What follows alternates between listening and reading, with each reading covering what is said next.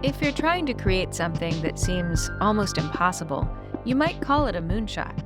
And you might even argue that we're living in the age of moonshots, because thanks to a combination of new technologies, it's a time when entrepreneurs and scientists are able to go so much farther and faster than ever before. I'm Jennifer Strong, and this is Shift.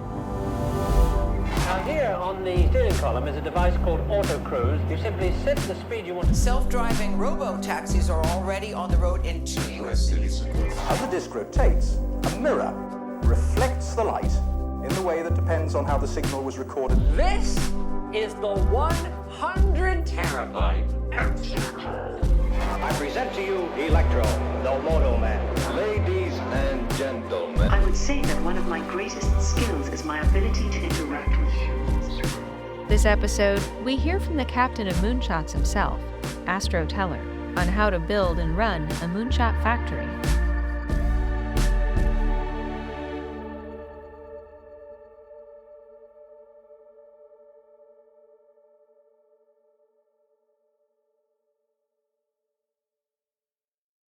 A cluttered desktop isn't just an eyesore, it wastes mental energy, slows down your Mac, and hampers focus.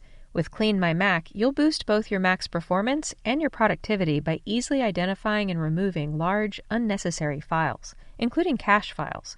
Clean My Mac finds outdated files that can be safely removed, so there's no need to worry about losing important documents or photos. Decluttering isn't just about speed, it's about creating an environment that helps you work smarter, not harder. I make a real mess of my machine with all the audio files that go into making this podcast and others, and the Smart Care feature ensures my Mac stays in top shape. With one click, you can free up RAM, manage processes, and even check for malware. So deep clean your Mac, scan for potential threats, and boost performance all with one click. Experience Clean My Mac for yourself. Try it free for 7 days and use promo code SHIFT to save an additional 20% on your purchase at cleanmymac.com. That's cleanmymac.com, promo code SHIFT. This episode is brought to you by Tools and Weapons, the podcast exploring technology's impact on our changing world. Hosted by Microsoft's Vice Chair and President, Brad Smith. Across 3 exclusive conversations celebrating the company's 50th anniversary, Microsoft's CEOs Bill Gates, Steve Ballmer, and Satya Nadella share the untold stories, big dreams, and relentless drive that's fueled a digital revolution. Hear why each of them thinks that the revolution may be at its most exciting point yet. Find the CEO series and other impactful conversations with government, business, and cultural leaders by searching for Tools and Weapons, wherever you listen to podcasts. Usually when I kick things off, I ask people to introduce themselves, but in your case, this feels like a question with a few more layers packed in there than just your job title. So, Astro, do you mind to get us started by introducing yourself? My name is Astro Teller. I'm the Captain of Moonshots at X, which is Alphabet's Moonshot Factory. So on the surface, I guess that introduces me. I'm not sure that that defines me, but that's at least one of the descriptions of me. That's true. I mean, it's not a fancy title, but when I think about you and what you do, I'd say you're on a mission maybe to take down limiting beliefs and the stupid rules that hold us back. Would that be fair? For sure. That's very important to me.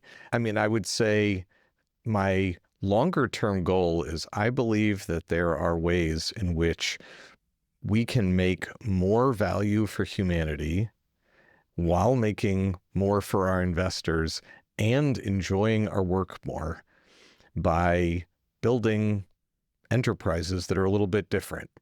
I'm the most confident that that's true in situations where creativity is at a premium. So if it was a widget factory, it might still be true, but I know a lot less about that.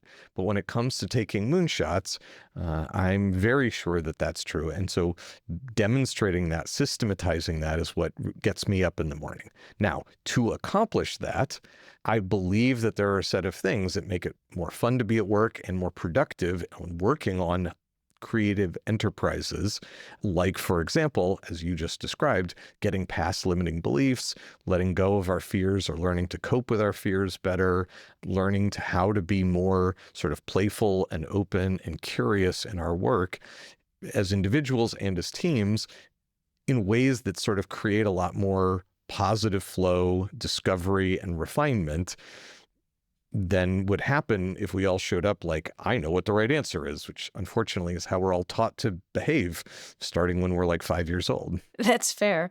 Moonshot is a word that gets thrown around a lot. How do you define it? So the way we define a moonshot is that it has 3 basic pieces. 1, there has to be a huge problem with the world that you want to solve. If you can't do that, then it might be an interesting piece of technology, but it's not obvious that you could make an enduring business out of it. And that's by part of our definition is our only interest in the long run is creating enduring businesses. So 1, what's the huge problem you want to solve? 2, what's the radical proposed solution you have for solving that? And then 3, what is the breakthrough technology that gives us some way of at least having a chance of building that radical proposed solution, that science fiction sounding product or service? You might be wrong, but if you can propose all 3 of those things, at least we have a moonshot story hypothesis that we can start to actually test out, bang on. And if we discover, as we often do fairly early on, no, that one's not looking as exciting as we hoped, fine, we put that one aside and we go find the next one. So as we speak, I'm binging my way through a new podcast, which is called the Moonshot Podcast, and it's full of stories and personal insights about the many, many projects that you've been involved in over, what has it been now? Something like 15 years? 15 years. We started the Moonshot Podcast partly to celebrate all of the people and projects that have come through X, but it's turned out to be a really fun kind of oral history unpacking of the things that happen, the people who've come through. And I what I'm hearing over and over again is that it's bringing to life for people the work that we do and making it much more sort of concrete and memorable, which is great. In a time when not a lot of ambitious or narrative or sound-rich pods have been made lately, it's really nice. It's a nice listen. But can you tell us about this factory? Sure. So X was set up, it was originally, well, it didn't have a name at first, co-founded by myself and another man whose name was Sebastian Thrun. And the original aspiration was something a little bit like a 21st century Bell Labs. How could Google create a small thing on the side that wasn't competing with the rest of Google for innovation, and it wasn't trying to solve Google's current problems? It was trying to find new problems that Google wasn't focused on, and then hopefully new solutions against those problems. And anything was fair game. So it's very important to me that we work only at the intersection of purpose and profit. So which asking for a huge problem in the world tends to encourage us not to just find ways to move money from one pocket to another pocket, but to like actually make the world better. And over time, we've worked on things many of your listeners will know. So for example, Google Brain, which was one of the original places that industrialized machine learning in a way that led to this sort of explosion that we're all now living through in artificial intelligence and machine learning. That happened at X. What is now called Waymo, the self-driving cars project, that started at X about 15 years ago. Wing, the drones for package delivery, that's another one that came out of X. Verily, the life science business for Alphabet, that came out of X. Intrinsic, which is our moonshot for industrial robotics, that came out of X. So there's no area we wouldn't in principle work on as long as it has this huge problem with the world, science fiction sounding product or service, and some breakthrough technology way to try to get started on it. And so a lot of the way that this factory feels, when we call it a moonshot factory, because we're trying to keep people's audacity really high and their humility equally high. We have to be willing to go on these really unlikely journeys, or we're not going to find something really unusually valuable and good for the world. But then we have to be realistic every time we try that we're probably wrong. That's sort of what it means by it being unusual and unlikely. And so the whole factor, and we call it factory because we want to systematize this process. taking moonshots is really easy if you don't care about efficiency. You just get a big bag of money and you throw it at a bunch of high energy, smart people. You'll get something good, but that's not worth continuing, right? That's inefficient. So how can you do this sort of a process efficiently enough to justify continuing to do it? That's kind of at a meta level what X is really focused on. And then in the day-to-day, what that turns into is setting out on these unusual journeys and then using evidence as a way to filter them. So we look at about 1,000 things per decade, and we're lucky if 10 things per decade turn out to be sort of Google Brain, Waymo, Wing kind of quality things. So that's 100 to 1 where we have to produce evidence that helps us learn which things are actually more exciting than we thought and which ones, I mean, maybe they can still be great, but where the evidence is not supporting them. And so we should probably just leave those aside, at least for now, and focus on the ones where the evidence is sort of mounting that there's something about this thing, whatever it is, the teleporter project, that's like a once in a generation opportunity for humanity. How do you create a work culture around that? I mean, that's the right question. That is the fundamental question. And the answer is it has to be everything. There's no single answer to that. So I'll give you a few examples, and they're going to sound like small things, but that's because it's got to be in the small things. It's really easy to make the movie poster for your business that says what you want. But the reality is, if you do that, it has essentially no effect on the employees. Businesses the world over have discovered that telling people what you want on some poster doesn't actually cause it to be true. So the question is, what is actually most important for you as an entity, in our case, as a moonshot factory? What are those things that we really prioritize? And then do we live up to prioritizing those things? Because if we don't, then people are just going to basically do whatever they feel like doing. So we prioritize things like playing the long game. I described audacity and humility being in equal amounts. So that better start with the CEO. If I'm not audacious, then people are not going to take that seriously. If I can't also show up like, hey, here's my idea, but it's probably wrong, consistently, why, if you're working at X, why would you do that if I'm not even doing that?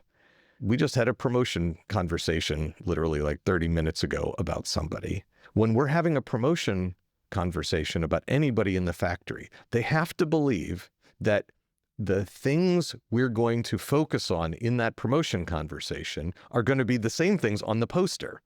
If we say that we value playing the long game, being curious, being playful, being excellent at whatever it is that's your discipline, but also being a great team player and showing up in really sort of flexible and open ways, we had better be saying that stuff to each other.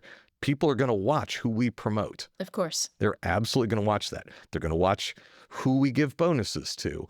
There are all of these little things, and all of those signals either point successfully at the same fundamental, like this is actually what we care about, which can drive a self-reinforcing process, which is what culture is, or we don't, and then culture becomes the sort of shadow culture of whatever people sort of find is the best way to get along in an organization. So our office is a huge building that used to be a mall.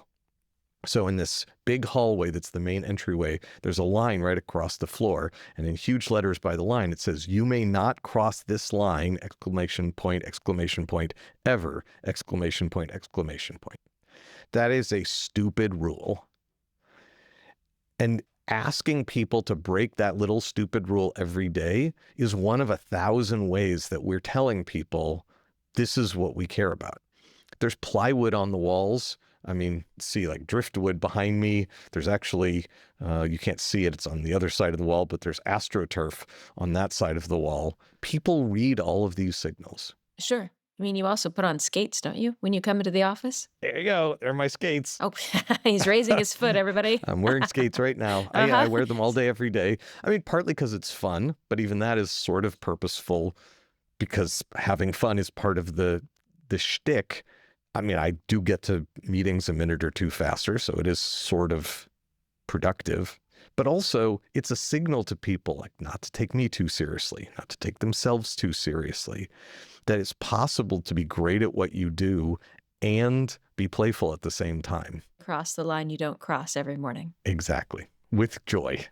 So what have you learned, and how has the place changed during these 15 years? I would say that the main arc, I couldn't have described this coherently to you 15 years ago. Oh, this is totally the arc we're going to go on. So just to be clear, this is a Just So story seen after the fact. But seen at the end of this first 15 years of ours, I would describe it this way. As I was describing, it's really easy to make moonshots if you don't care about efficiency. You just throw money at wild people. It's really easy to be efficient if you don't care about moonshots. You just get arbitrarily uptight for long enough and you'll be efficient. But doing that thing in the middle is really hard. And you can't really start in the middle. And you definitely can't start over on the efficiency side, because if you start too far over on efficiency, there's no way to get the good crazy, the magic, to sort of take root. So inevitably, and in retrospect, this is what we did. Again, I'm not saying it was conscious, but this is sort of how it worked out. We started on the Wild West side, and we've been gradually trying to turn up the rigor dials over time in ways that don't kill off the magic. I would say that is the process. When I look at the last 15 years, we're constantly trying to evolve and learn not just the individual projects within the factory, but the factory itself is constantly in a self-reflective, how can we do this better kind of mode. And it always feels like, how can we do this better subject to this goal we have of having the moonshotiness and the factoryness sort of stay roughly in balance. Super interesting. And I don't know if you feel this way too, maybe not since you work in a moonshot factory, but there's this moment we're living in with AI right now that, I mean, not with your work, obviously, but you look around the landscape of the last few years and it's like AI has become this crushing efficiency tool. And I keep looking around like, when are the companies going to use it to chase some dreams here? Because, I have, at least in my experience, I have not watched anybody cut their way to greatness. I'm curious, have you ever ridden in a Waymo car? Yes, of course. Like I said, this doesn't apply to your work. I also rode in a Zoox a few weeks ago with Jesse Levinson. That was amazing as well. Oh, great. Well, I mean, so those are two real examples there where AI is being used in a way that I think most people, when they get in one of those cars, can say, actually, wow, if this is where AI is taking us as a future, I could get pretty excited about this. Ideally, there would be more and more of these things coming. Certainly, that's what X is dedicated to. I guess I can't really speak to what other people are working on, but we see artificial intelligence as a new paint on our paint palette, just like electricity and then transistors, computers. Artificial intelligence, machine learning, the ability to stick not just compute, but intelligence into things in our lives is like a new muscle. And then what you do with that still requires the creativity of being a product designer or of being a business builder.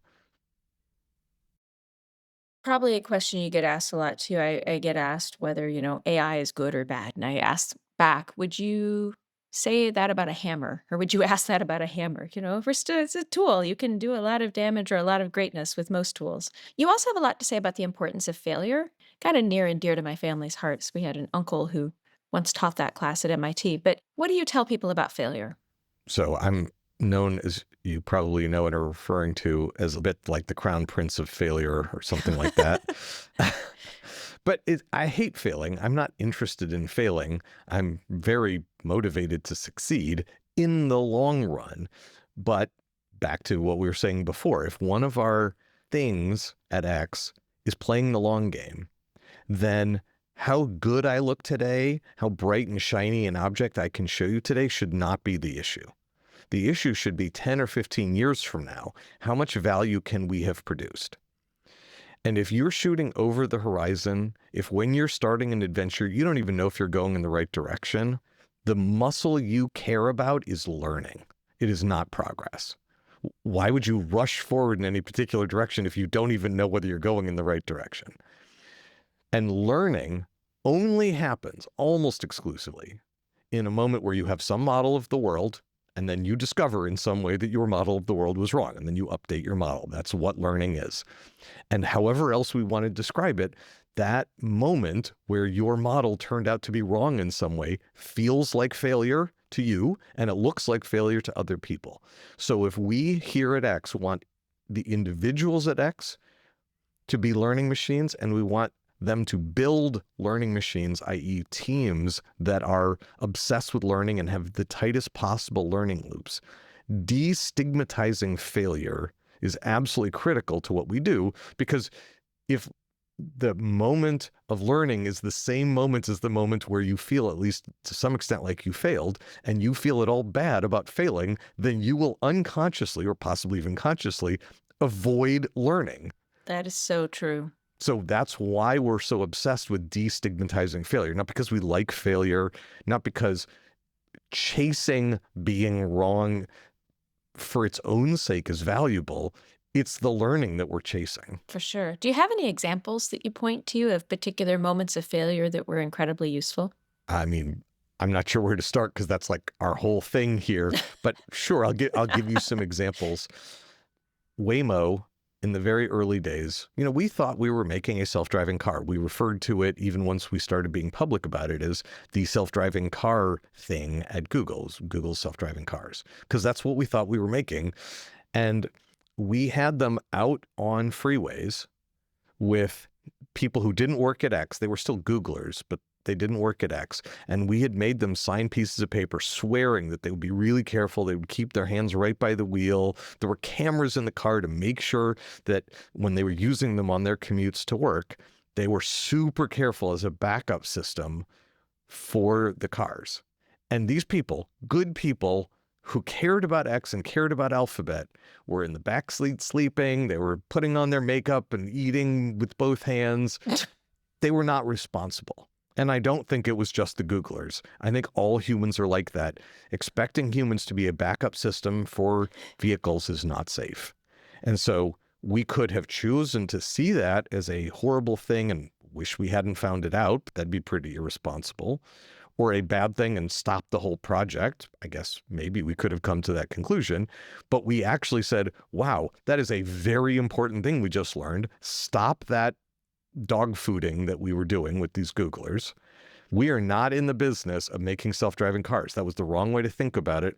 Actually, the business we're in is transforming mobility. We should be taking people all the way from point A to point B fully autonomously. And that changed what is now called Waymo's mentality because of this really scary discovery about the fact that humans are not a good backup system for technology in this way. Let me give you another example. We have this project called Tara. This is their logo. I'm wearing one of their shirts. This is free space optics. So it's a box about this big. You strap it to a pole, plug the internet in, and it shoots a laser up to 20 kilometers. It has to be able to see another one of these boxes. But as long as the two can see each other, then you get 20 gigabits per second up to 20 kilometers. So it's like trenching fiber over 20 kilometers, except you don't have to trench the fiber. So for less than 1,000th the cost of trenching fiber, in 1 hour, you have a fiber optic cable in the sky. And in one of their experiments, they took one of these data pipes and dropped it onto a really large apartment building, a sort of middle income slum in Nairobi called Pipeline. And so there may be close to 1,000 apartments in this huge building. And they were offering data plans, all you can eat, for $10 a month, which was a quarter of what anyone else was charging for all you can eat data.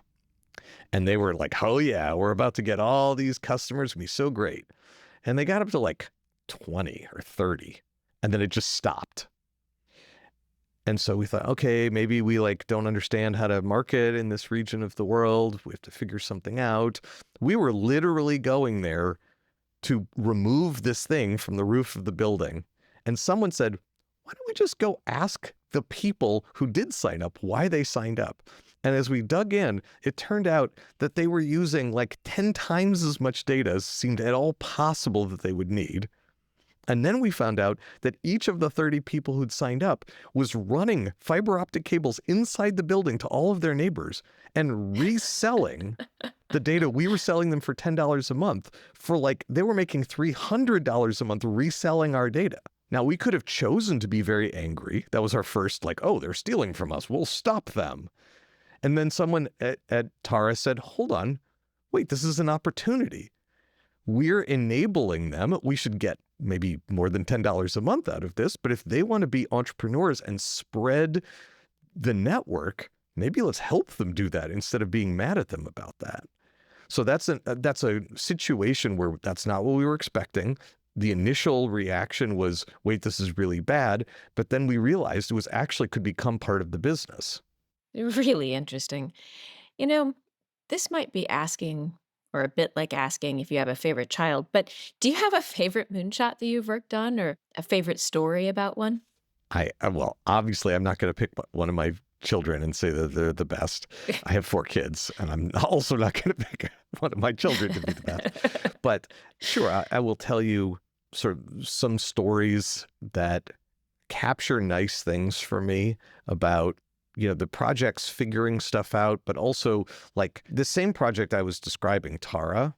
Let me tell you the story and then why this other thing that I'm going to tell you will become obvious why it's a little extra funny. So we talk about working on the hardest part of the problem first. And I said this for years and I clearly just wasn't connecting with people. And then in a conversation a little bit like this, it was Wall Street Journal Live conference actually, about almost 10 years ago now. Someone asked, I said, working on the hardest part of the problem first. And the interviewer said, what does that mean?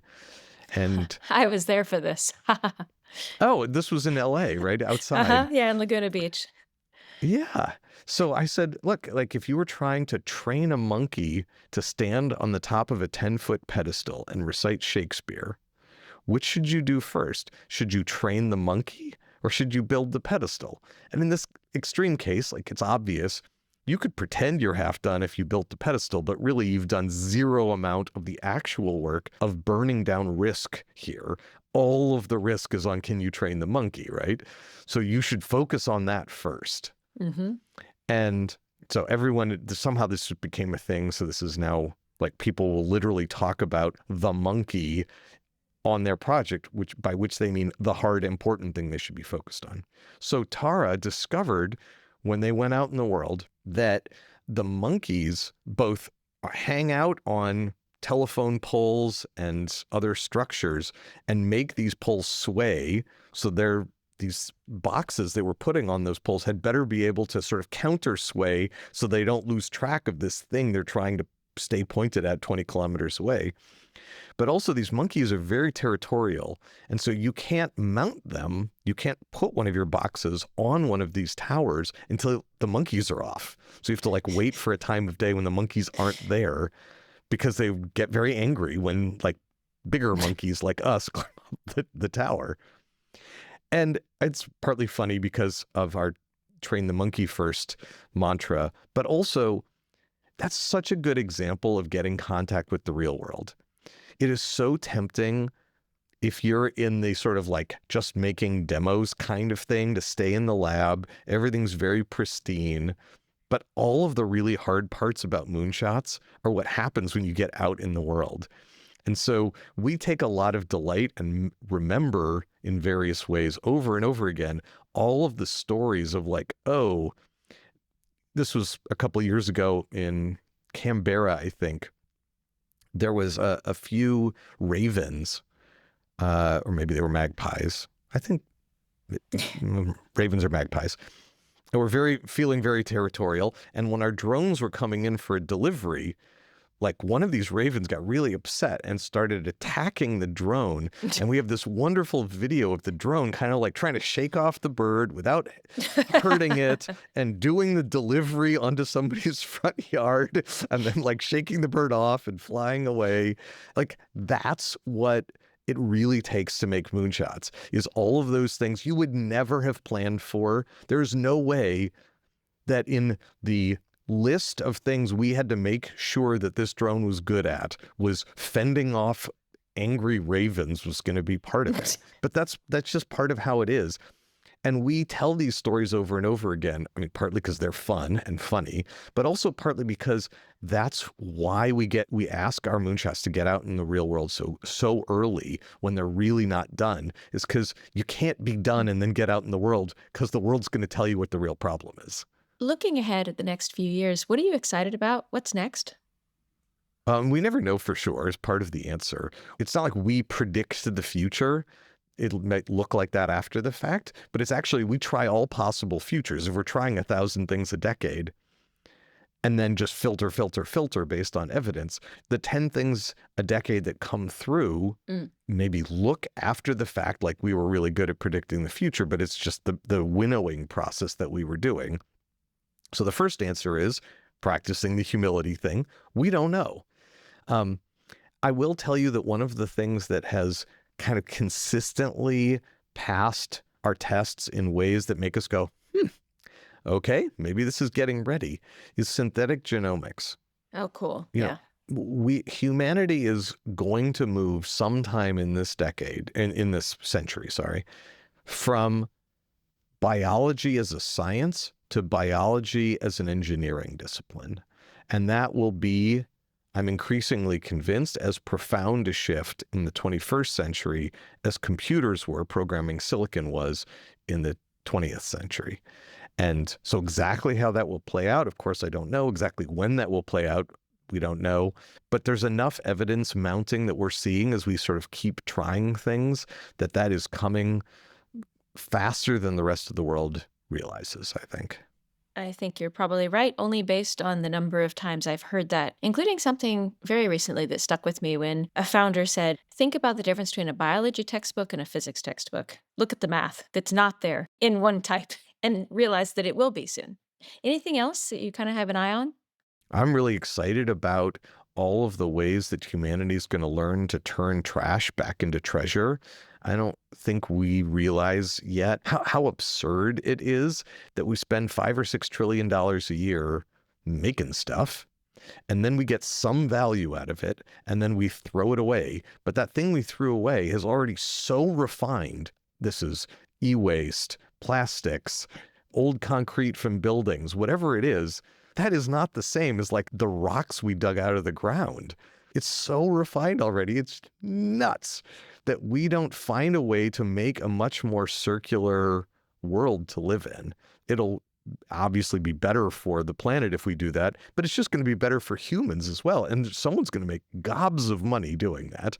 So that's another example where like we can see it coming. Obviously, there's lots of early signs of doing this, but still we're in the very early phases. Most e-waste isn't recycled. Most plastics aren't recycled. Most concrete's not recycled. That's true. I occasionally get these fun invites to go see attempts at some of this, but it feels like shrimp shells for a year or two. There were lots of invites to go see chitin, but I'm kind of wondering now where, I don't know. Feels like it should come soon.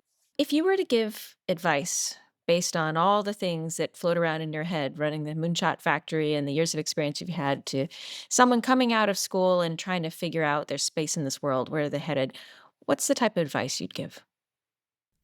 Maybe my way of answering that question would be, there's only one thing that's taped up on the door of my huddle here, which is a poster of the tarot card of the Fool. Can you describe that for people who haven't seen it? So if you haven't seen it before, it's a young man. The most typical picture, if you look it up online, it's the first one that will come up. It's a young man. He's got sort of like a jester-like outfit. The concept of a fool is actually earlier than the jester, but he's looking up as he sets out on an adventure. He doesn't know where he's going. He's stepping off of a literal cliff into the figurative unknown. And it's sort of like the creation journey. It's sort of embodies potential. And I think there is so much for people to learn, and in some cases for people who are older to unlearn, in meditating on what do I want to be? Who do I want to be? How do I want to be in life? Because There's so much pressure in life to be serious and to be normal, to be excellent at what you do. But the truth is, real excellence, especially in creating new things, new opportunities, doesn't come from being a know-it-all. It comes from having the beginner's mind. It comes from openness, non-judgment, and lack of preconceptions. And the fool is only one of the metaphors you could use, but that happens to be one that I like. I think you can pull a lot out of that, seeing challenges as opportunities, realizing that there's often a big positive arbitrage in the unknown. It's not the same as saying it will definitely work out. I think there's a reminder about that feeling of, the fool stepping off the cliff in this very jaunty way seems really stupid. But at least part of what I take from that is, like they say in martial arts, punch through the board. If you go into any adventure or endeavor flinching, it's definitely not going to go your way. And that doesn't mean be in denial. It means you have to go into it with like abandon and passion, punching through the board, so to speak, even while holding the humility that it's probably not going to go your way, that it's going to take you somewhere you aren't planning, that it could actually turn out to be unfortunate or like a misadventure of some kind.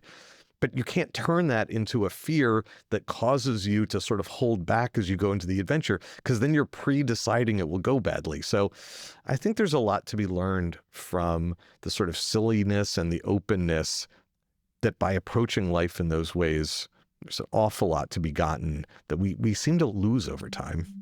This has been really great fun. No, this was great. I've really enjoyed this too, Jennifer. Thank you so much. This episode was produced by me and Emma Cillekens and mixed by Garret Lang, with original music from him and Jacob Gorski. Thanks for listening. I'm Jennifer Strong.